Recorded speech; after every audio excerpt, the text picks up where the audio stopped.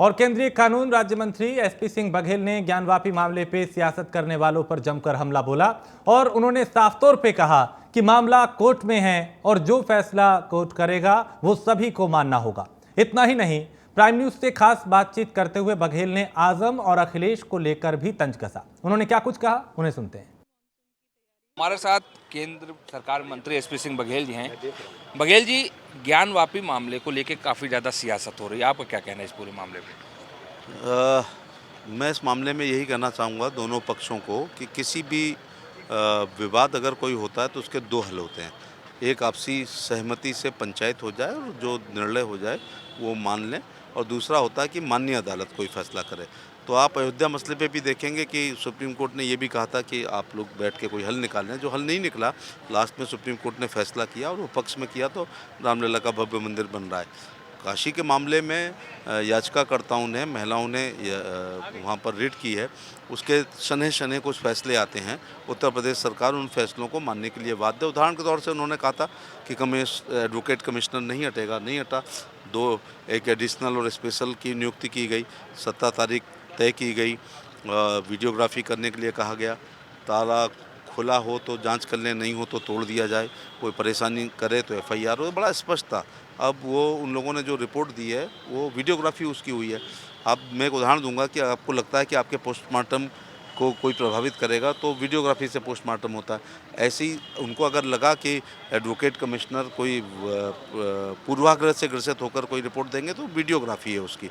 और अभी वीडियोग्राफी में कोई कुछ नहीं कर सकता। तो तथ्यों के आधार पर, साक्ष्यों के आधार पर, एंथ्रोपोलॉजी के हिसाब से, आर्कियोलॉजी के हिसाब से, इन सब आधार पर माननीय अदालत फैसला करेगी। और जिस पक्ष को ये कहीं प्रॉब्लम हो रही है तो उससे ऊंची इलाहाबाद उच्च न्यायालय या लखनऊ खंडपीठ में जा सकते हैं। उसके असदुद्दीन ओवैसी जो है वो जा सकते हैं। असदुद्दीन ओवैसी बड़ा इन सब मामलों पे इंटरफेयर कर रहे हैं, भाषा भी उनकी कुछ सही नहीं लग रही है। आज का जो उनका बयान है कि क़यामत तक मस्जिदें रहेंगी, ऐसा कह के वो सीधे सीधे डेमोक्रेसी को चैलेंज कर रहे हैं और हमारे जुडिशरी सिस्टम को चुनौती दे रहे हैं। क्योंकि क़यामत का उनसे कोई संबंध रहा होगा, और हम भी प्रलय कहते हैं कि प्रलय आती है तब युग परिवर्तन होता है, महाजल प्लावन हुआ। लेकिन देश जो है बयानों से नहीं चलेगा, संविधान और कानून से चलेगा। कोई कैसे कह सकता है कि सदियों तक जो है मस्जिद रहेगी या क़यामत तक रहेगी। अदालतें फैसला अगर जल्दी जल्दी कर देंगी सुप्रीम कोर्ट तक, जिसके भी पक्ष में होगा, तो इसी 10-20 साल में क़यामत का इंतजार नहीं किया जाएगा और अदालत के आदेशों को धरती पर उतारा जाएगा। कि आप आजम खां के साथ भी काम कर चुके हैं, अखिलेश के साथ भी कर चुके हैं, अखिलेश के खिलाफ चुनाव भी लड़े।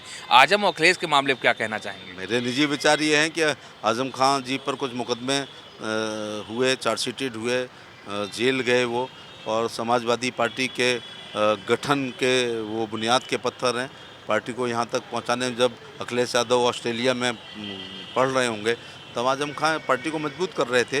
तो मुलायम सिंह जी का ये नेचर ज़रूर रहा है कि उनका कोई कार्यकर्ता जेल में निरुद्ध होता था तो वो देर बेर जाते थे, वो शादी ब्याह भागवत कथाओं में भी जाते थे। रामपुर की जहाँ की भी जेल में थे वहाँ नहीं जाना उनको थोड़ा अखर रहा होगा, और शिवपाल यादव 2 बार हुआ है, इसलिए मुझे लगता है उनके प्रति उनका सॉफ्ट कॉर्नर है। कानून व्यवस्था की बात जो अखिलेश यादव कर रहे हैं वो ठीक नहीं है। ये उत्तर प्रदेश का स्वर्ण युग है, और कानून व्यवस्था का जो काला युग था वो अखिलेश यादव की 12 से 17 की सरकार थी, जिसमें कोई बहू बेटी दुकान मकान प्लॉट सुरक्षित नहीं था। नौकरियों में चीफ मिनिस्टर की सूची आया करती थी। बच्चा जब तक स्कूल से घर नहीं आ जाता था माँ दरवाजे पे खड़ी रहती थी। व्यापारी जब तक दुकान बंद कर नहीं आता था पत्नी सोचती थी थैला तो नहीं छिन गया, गोली तो नहीं लग गई। तो कुल मिला के उनके मुँह से अच्छा नहीं लगता। उनकी खराब लचर कानून व्यवस्था की वजह से भारतीय जनता पार्टी 17 में आई। लेकिन मैं संगठन और सरकार को बधाई देना चाहूँगा कि 17 से 22 तक कानून व्यवस्था और विकास कार्यों को इतना मेंटेन किया कि एक बार उत्तर प्रदेश की महान जनता ने मोहर लगा के पुनः सरकार दी है। इसका मतलब कानून व्यवस्था हमारी जो है उससे वो संतुष्ट है। बाबा के पास 2 बुलडोजर हैं। एक बुलडोजर से सड़क का निर्माण होता है, दूसरे से उन तमाम अपराधियों का जिन्होंने संपत्ति इकट्ठी कर रखी है और अदालतों में जिनका विश्वास नहीं है, जो बेनामी संपत्तियां, दूसरा बुलडोजर उन पे चलता है। तो ये थे केंद्रीय राज्य कानून मंत्री एसपी सिंह बघेल, जिनका साफ तौर पे कहना है कि ज्ञानवापी मामले पे इंतजार सबको करना चाहिए और कहीं न कहीं जो कोर्ट है उसका फैसला मानना चाहिए। जहां तक अखिलेश यादव आजम की बात है तो अखिलेश यादव को समझना चाहिए कि आजम खां वो व्यक्ति हैं जो मुलायम सिंह के साथ कंधे से कंधा लड़ा कर चले थे। कैमरा पर्सन के साथ दिवाकर पाठी, प्राइम न्यूज, लखनऊ।